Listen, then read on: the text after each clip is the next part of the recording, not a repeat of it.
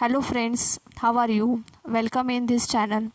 Students, पाठच्या व्हिडिओमध्ये आपण ग्राफिकल रिप्रेझेंटेशन हा टॉपिक बघितलेला आहे. ह्या टॉपिकमध्ये आपण दोन केसेस स्टडी केल्या होत्या. When the particle starts it's motion from the mean position and when the particle starts it's motion from the positive extreme position. So ह्या दोनही केसेसचं आपण ग्राफिकल रिप्रेझेंटेशन बघितलेलं आहे.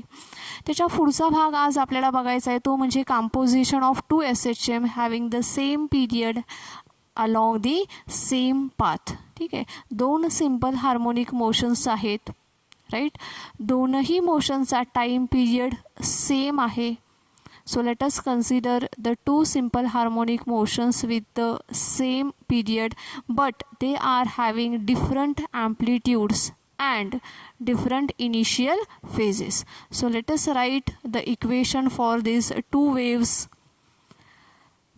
So x1 is equals to a1 sine of omega t plus phi 1. Let us consider the second equation of simple harmonic motion as a x2. So x2 is equals to a2 sine of omega t plus phi 2, right. Now give equation number 1 and 2 to this equations. ह्याला आपण numbering करूयात. Equation 1, this is equation 2. So when these two waves are travel along the same path, they get superimpose each other, and the resultant, the displacement of the wave is given as x is equals to x1 plus x2. X is equals to x1 plus x2.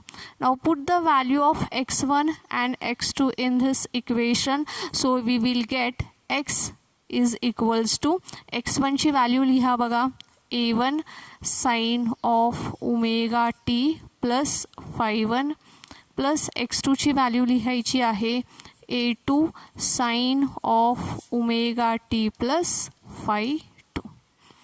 नाव ह्या ठिकाणी आपल्याला एक formula वापरायचा आहे. Sine of a plus B हा formula वापरायचा आहे. Formula मी लिहून दाखवते तुम्हाला. Sine of a plus B is equals to formula आहे sine a cos b plus cos of a sine of b, right. हा जो फॉर्म्युला आहे ह्या फॉर्म्युला आपल्याला ह्या ठिकाणी वापरायचं आहे आणि ह्याचं आपल्याला एक्सपान्शन करायचं आहे. ठीक आहे, पुन्हा एकदा फॉर्म्युला सांगते मी. Sine of a plus B is equals to sine a cos B plus cos a sine B. ह्या फॉर्म्युला आपल्याला इथे वापरायचा आहे. सो बघा आपलं इक्वेशन कसं होईल मग. x is equals to a1, ह्याचं एक्सटेन्शन काय येणार आहे, sine of a that is sine omega T cos of phi 1 plus काय होणार आहे, कॉस a म्हणजे cos of omega T into sine B that is phi 1. ठीक आहे. नाव हा जो a1 आहे ब्रॅकेटमध्ये आहे, a1ने जर का ह्याला मल्टिप्लाय केलं तर काय होईल इक्वेशनमध्ये, a1 into sine of omega T into cos of phi 1 plus a1ने इथे मल्टिप्लाय करायचं a1 into cos of omega T into sine of phi 1. ठीक आहे. सो आपण मल्टिप्लाय करून लिहिलेलं आहे.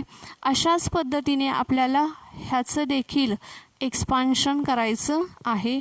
सो बघूया आपण एक्सपान्शन करून लिहूयात. ते काय होईल ह्याचं expansion, sine of omega T into cos of phi 2 plus इथे काय होणार आहे, cos of omega T into sine of phi 2. a2ने मल्टिप्लाय करायचं आहे ह्या दोन्ही टर्मला. सो a2 आणि a2 ठीक आहे. मग आपल्याला आता कसं मिळालेलं आहे इक्वेशन, तर x is equals to a1 sine of omega T into cos of phi 1 plus a1 cos of omega T into sine of phi 1 plus a2 sine of omega T into cos of phi 2 plus a2 cos of omega T into sine of phi 2. ठीक आहे, इथे plus टाकायचं राहिले. ठीक आहे, तर अशा पद्धतीने आपल्याला हे इक्वेशन मिळालेलं आहे. आता ह्या इक्वेशनमध्ये a1 आणि a2 ह्या ॲम्प्लिट्यूड्स आहेत, फाय 1 फाय 2 इनिशियल फेजेस आहेत. So all these are constant. Omega T is variable. Omega T मात्र काय आहे, व्हेरिएबल आहे. a1 a2 फाय 1 फाय 2 हे सर्व कॉन्स्टंट आहेत आणि त्यामुळे ह्या कॉन्स्टंटला आपण एकत्रित करणार आहोत आणि ओमेगा टी हा जो व्हेरिएबल आहे त्याला आपण सेपरेट करणार आहोत. मग सेपरेट करताना ह्या दोन टर्ममध्ये बघा काय आहे, omega T sine of omega T sine of omega T common आहे. ठीक आहे, त्याचप्रमाणे ह्या टर्ममध्ये बघा कॉस ऑफ ओमेगा टी आणि इथे कॉस ऑफ ओमेगा टी काय आहे, कॉमन आहे. सो ह्या टर्म्सला आपण कॉमन घेणार आहोत आणि कॉन्स्टंटला आपण एका ठिकाणी घेणार आहोत. मग आपलं इक्वेशन कसं होईल आता, तर होईल x इज इक्वल्स टू काय होईल, a1 cos of phi 1 plus इथला a2 cos of phi 2, a2 cos of phi 2 into इथे काय होणार आहे, साइन ऑफ ओमेगा टी असं होणार आहे. राईट, अशाच पद्धतीने ह्या दुसऱ्या भागासाठी देखील आपण लिहिणार आहोत. प्लस काय होणार आहे इथं मग, a1 sine of phi 1 plus a2 sine of phi 2, a1 sine of phi 1 plus a2 sine of phi 2 into cos of omega T आपण कॉन्स्टंट घेतलेला आहे. So cos of omega T. ठीक आहे, आता a1 a2 फाय 1 फाय 2 हे सर्व constant आहेत. So ह्या कॉन्स्टंटसाठी आपण एक सेपरेट कॉन्स्टंट घेऊया. So let us assume that a1 cos of phi 1 plus a2 cos of phi 2 ह्याच्यासाठी आपण घेणार आहोत आर कॉस ऑफ डेल्टा. ठीक आहे, त्याचप्रमाणे a1 sine of phi 1 plus a2 sine of phi 2 ह्याच्यासाठी आपण घेणार आहोत आर साइन ऑफ डेल्टा. ठीक आहे, सो ह्या सर्व कॉन्स्टंटसाठी आपण एकत्रितपणे आर कॉस ऑफ डेल्टा आणि आर साइन ऑफ डेल्टा असे कॉन्स्टंट घेतलेले आहेत. सो हे जे कॉन्स्टंट आहेत ह्या कॉन्स्टंटची व्हॅल्यू आता आपल्याला इक्वेशनमध्ये पुटअप करावी लागेल. ठीक आहे, so R cos of delta आणि आर साइन ऑफ डेल्टा ह्यांची व्हॅल्यू आपण इक्वेशनमध्ये लिहिणार आहोत. बघूयात मग इक्वेशन आपल्याला काय मिळेल. So x is equals to a1 cos of phi 1 plus a2 cos of phi 2 ह्याच्याऐवजी आपण काय घेणार आहोत, तर आर कॉस ऑफ डेल्टा असं घेणार आहोत आपण. Right, R cos of delta into हा साइन ऑफ ओमेगा टी लिहायला विसरायचं नाही, into sine of omega T plus इथे a1 sine of phi 1 plus a2 sine of phi 2 ह्याच्यासाठी आपण घेतलेला आहे R sine of delta. So it is R sine of delta into cos of omega T हा आपण लिहिलेला आहे. मग आता इक्वेशन आपल्याला कसं मिळते बघा, R cos of delta into sine of omega T plus R sine of delta into cos of omega T. जर का आपण ह्या आर जो कॉन्स्टंट आहे ह्याला कॉन्स्टंटला आपण जर का बाहेर घेतलं तर इक्वेशन काय होईल मग, sine of omega T into cos of delta plus cos of omega T into sine of delta. म्हणजे हे कोणाचं एक्सटेन्शन आहे, तर sine of A plus B ह्या फॉर्म्युल्याचं हे एक्सटेन्शन आहे. लक्षात येते सर्वांच्या. सो तो जर का फॉर्म्युला आपण वापरला तर आपल्याला काय मिळणार आहे एक्सप्रेशन, मग आपल्याला मिळेल X is equals to R sine of omega T plus delta. ठीक आहे, X is equals to R sine of omega T plus delta असं आपल्याला एक्सप्रेशन मिळालेलं आहे. ठीक आहे, now this is the equation of simple harmonic motion. हे देखील कशाचं इक्वेशन आहे तर सिम्पल हार्मोनिक मोशनचं इक्वेशन आहे with the same period same frequency. ठीक आहे, ह्या रिझल्टंट SHMचा देखील पीरियड आणि फ्रिक्वेन्सी कशी राहणार आहे, सेम राहणार आहे. फक्त ह्याच्यामध्ये चेंज काय होत आहे तर ह्याची ॲम्प्लिट्यूड बघा इथे आर झालेली आहे आणि इनिशियल फेज इथे डेल्टा हा मात्र चेंज झालेला आहे. ठीक आहे, सो ज्यावेळेस दोन सिम्पल हार्मोनिक मोशन की ज्या कशा आहेत त्यांचा पीरियड सेम आहे, along the same part travel होत आहेत, त्यावेळेस त्यांची जी रिझल्टंट वेव मिळेल ती देखील काय असेल तर सिम्पल हार्मोनिक मोशन असेल which is having the same period but having different amplitude and initial phase. ठीक आहे, सो एकदा रिवाईज करूया. ह्याचा पुढचा भाग आपल्याला बघायचा आहे. आपण दोन SHM कन्सिडर केलेले आहेत x1 आणि x2. ठीक आहे, so x1 is equals to a1 sine of omega T plus फाय1 आणि x2 आहे a2 sine of omega T plus फाय2. when these two get superimposed each other gives the resultant wave x is equals to x1 plus x2. x1 आणि x2च्या ह्याच्यामध्ये value put केलेल्या आहेत आणि ह्या ठिकाणी sine of omega T plus फाय1 ह्याचं एक्सटेन्शन करण्यासाठी आपण फॉर्म्युला वापरलेला आहे बघा. Sine of A plus B is equals to sine A cos B plus cos A sine B असं आपण त्याचा एक्सटेन्शनचा फॉर्म्युला वापरलेला आहे आणि ह्या फॉर्म्युल्यानुसार ह्या स्टेपमध्ये आपण त्याचं एक्सटेन्शन केलेलं आहे. ह्याच्यानंतर a1 a2 फाय1 फाय2 हे कॉन्स्टंट असल्यामुळे त्यांना आपण सेपरेट केलेलं आहे आणि व्हेरिएबल्स ओमेगा टी असल्यामुळे त्याला देखील आपण सेपरेट केलेलं आहे आणि हे अशा पद्धतीने आपण इक्वेशन इथं लिहिलेलं आहे. आता ह्या इक्वेशनमध्ये a1 कॉस फाय1 प्लस a2 कॉस ऑफ फाय2 ह्याला आर कॉस डेल्टा कन्सिडर केलेलं आहे आणि a1 sine of फाय1 plus a2 sine of फाय2 equals to R sine of delta ह्याला आपण आर साइन ऑफ डेल्टा असं कन्सिडर केलेलं आहे. ह्या दोनही व्हॅल्यू आपण ह्या इक्वेशनमध्ये पुट केल्यानंतर आपल्याला फायनल एक्सप्रेशन मिळतं आहे X is equals to R sine of omega T plus delta. ठीक आहे, सो ह्याच्यानंतर आपल्याला ह्याचा पुढचा भाग बघायचा आहे.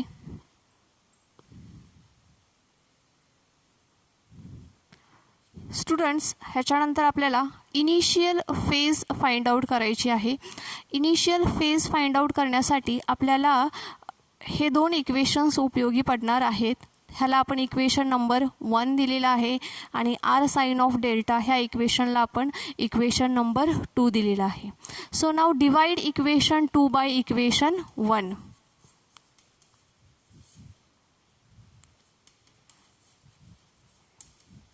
ठीक आहे, इक्वेशन 2ला इक्वेशन 1ने आपण डिवाइड करूया. So R sine of delta upon R cos of delta is equals to a1 sin of phi1 plus a2 sin of phi2 divided by a1 cos of phi1 plus a2 cos of phi2. ठीक आहे, equation 2ला equation 1ने divide केलेलं आहे. So LHS upon LHS RHS upon RHS असं घेतलेलं आहे आपण. R sine of delta divide by R cos of delta. So a1 sine of फाय1 plus a2 sine of phi two divide by a1 cos of फाय1 plus a2 cos of phi two. इक्वेशनला divide केलेलं आहे. R get cancelled with R. Sine of delta upon cos of delta is equals to काय होणार आहे tan of delta is equals to a1 sin of phi1 plus a2 sin of phi2 divided by a1 cos of phi1 plus a2 cos of phi2. Right, डेल्टाची value काढायची आहे. So delta is equals to काय होईल, delta is equals to tan इकडे जाईल, so tan inverse A1 sine of phi 1 plus A2 sine of phi 2 divide by A1 cos of phi 1 plus A2 cos of phi 2. So आपण अशा पद्धतीने initial phase डेल्टाची value find out केलेली आहे.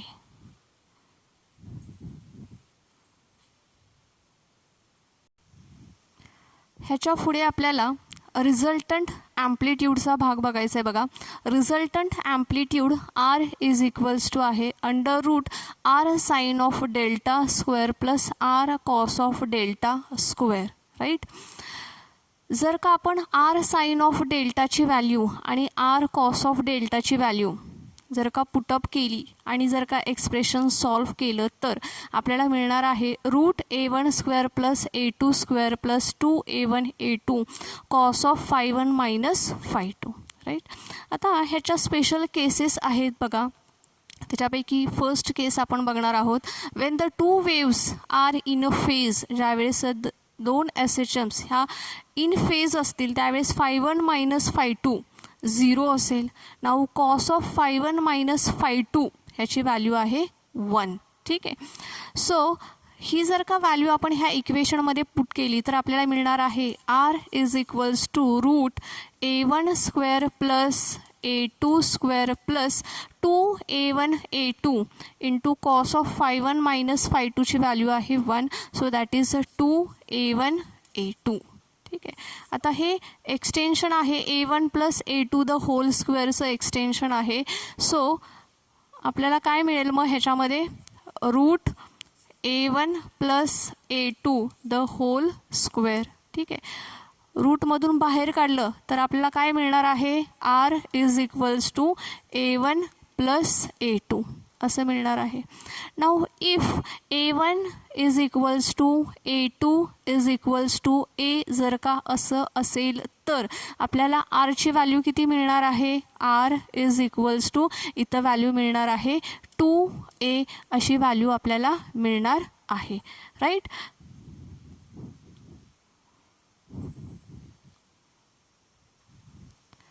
So आरची value आपल्याला मिळालेली आहे 2A. Now, when the two SHMs are out of phase, that time phi 1 minus phi 2 is equals to असेल 90 degree. Now, cos of 90 is equals to आहे 0. ठीक आहे, सो आपल्याला R is equals to काय मिळणार आहे मग, root A1 square plus A2 square plus 2A1 A2 into cos of phi 1 minus phi 2 0 आहे. सो धिस टर्म बिकम्स 0 होईल. सो आपल्याला फक्त मिळेल root A1 square plus A2 square.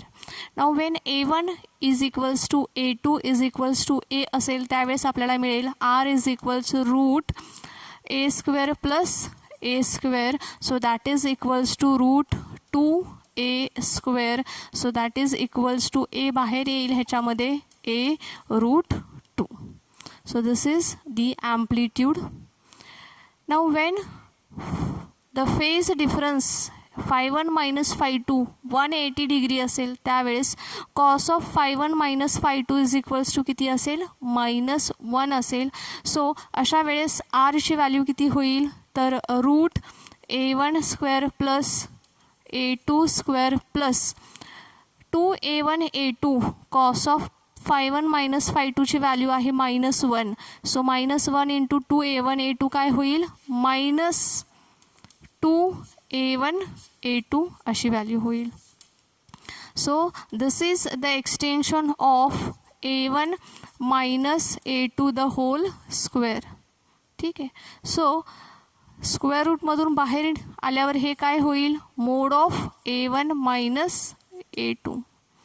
Now if A1 is equals to A2 is equals to A असं असेल तर आपल्याला मिळणार आहे R इज इक्वल्स टू 0. ठीक आहे, सो ह्या कंडिशनमध्ये आपल्याला आरची व्हॅल्यू मिळणार आहे 0.